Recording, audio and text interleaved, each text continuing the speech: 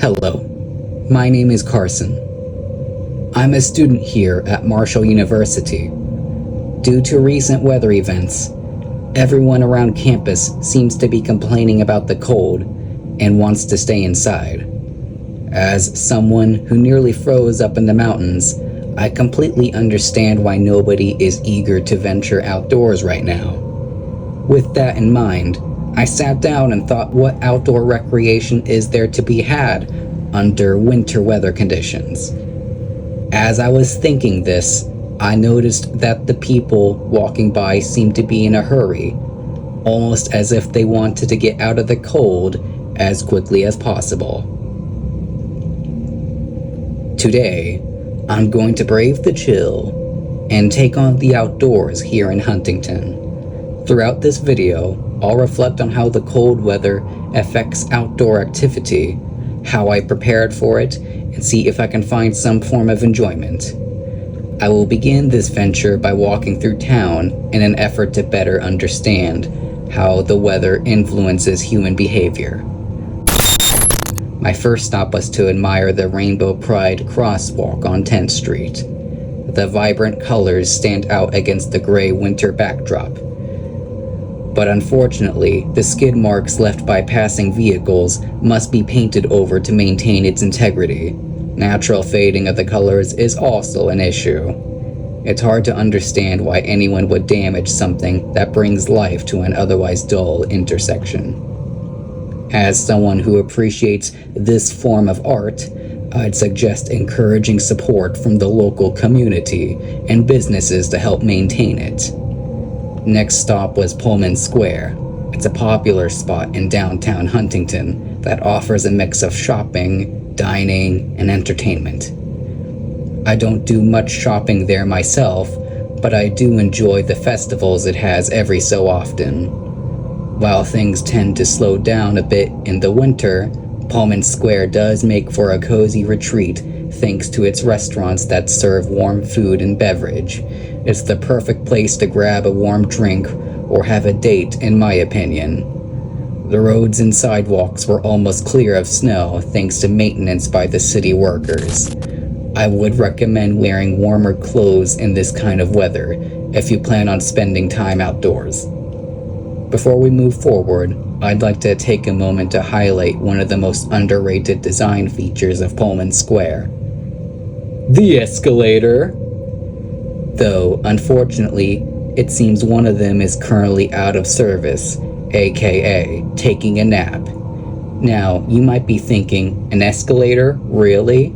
But let me assure you, the experience is worth mentioning. The smoothness of the ride is truly remarkable. You step on, and it's like you're gliding. Even though it's technically outdoors, Professor White told me this does not count as outdoor recreation.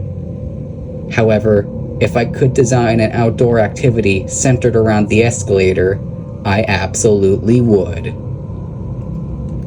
What's even better, you don't just get to ride it once, you can keep going and going and going and going and going and going and going. Thankfully, I managed to break free from the loop and decided to take a visit to the riverfront. Especially popular in warmer weather, Riverfront Park stretches alongside the Ohio River, featuring walking paths, picnic areas, and spots to relax by the water. The views of the river are breathtaking, even in the colder months. On my way in, I noticed signs showcasing different bird species, several types of art, and a playground. There wasn't much activity, except for a few people napping in their cars. One concern that stood out to me, though, was how easy it seemed for someone to slip and fall over the edge into the river. With all the snow on the ground and no handrails, the area felt a bit hazardous to me.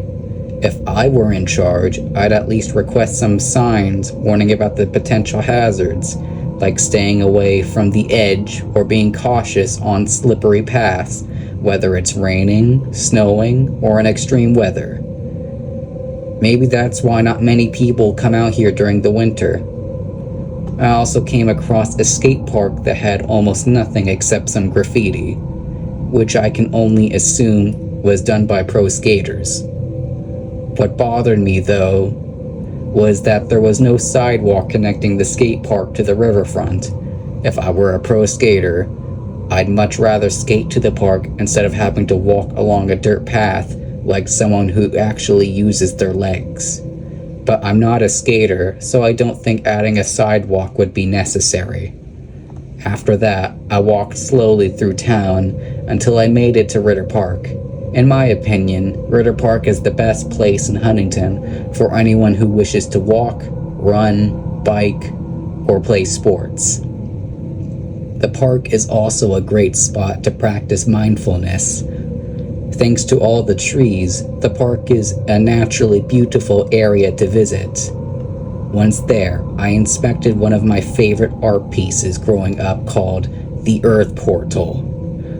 I don't know why it's called that or what the story is, but it's a very interesting piece that I imagined was a portal to an alternate Earth that looks just like ours but better. Over the years, lots of people, including me, jumped through the portal for fun and curiosity, so I can't help but wonder how it hasn't rusted yet or what it takes to keep maintained. I don't bother asking because it's more fun if it remains a mystery.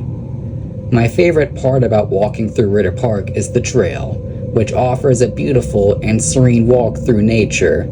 However, I've noticed that the soil has become heavily compacted over time due to the high foot traffic, especially during the spring and summer months.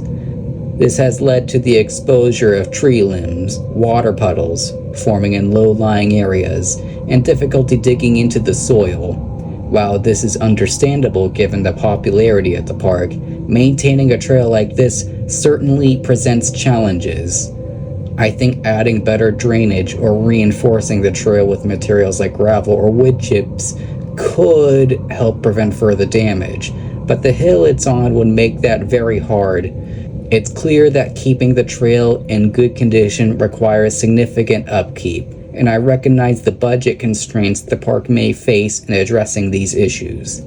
Thankfully, however, I've seen some people address some of these issues themselves by placing wood on top of mud puddles to help the trail resist splash erosion. Despite the condition of the trail, the park remains a valuable resource, and I will continue to visit. Though I'll consider planning my walks during drier weather or wearing more durable footwear to better navigate these challenges. Same goes for the rest of Huntington. I think that will be enough for now, so I'll end this video right here. Thanks for watching.